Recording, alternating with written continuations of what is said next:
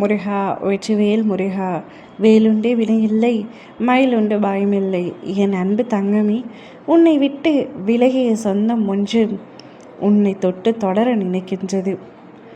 நீ வேண்டாம், என் வாழ்க்கைக்கு நீ வேண்டாம் என்று கூறி உன்னை விட்டு சென்ற பல உறவுகள் இருக்கின்றார்கள். உன்னிடம் நன்றாக பேசி பழகிவிட்டு பின்பு எதற்கென்றே தெரியாமல் ஒரு நாள் பிரிந்து விடுகின்றார்கள். நீயும் எப்பொழுதும் நினைக்கின்றாய், யார் மீதும் அன்பு செலுத்தக்கூடாது, யாரையும் உண்மையாக நேசிக்கக்கூடாது என்று. ஆனால் யாராவது ஒருவர் வந்து உன்னிடத்தில் பேசினால் போதும், உன் மனம் அப்படியே மாறிவிடுகின்றது.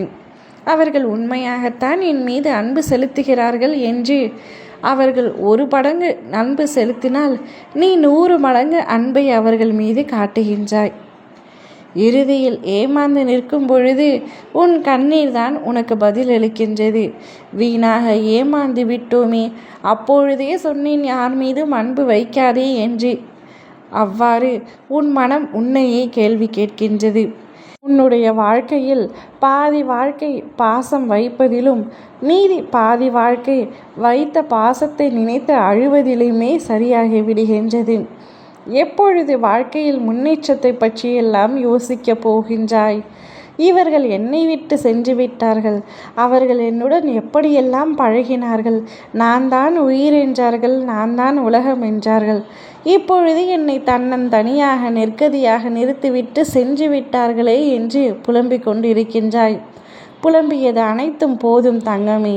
உன்னை உண்மையாக நேசித்திருந்தால் நிச்சயம் உன்னை விட்டு விலகும் சூழ்நிலை ஏற்பட்டால் கூட உன்னை தேடி ஒரு நாள் வருவார்கள் என்று சொன்னேன் அல்லவா?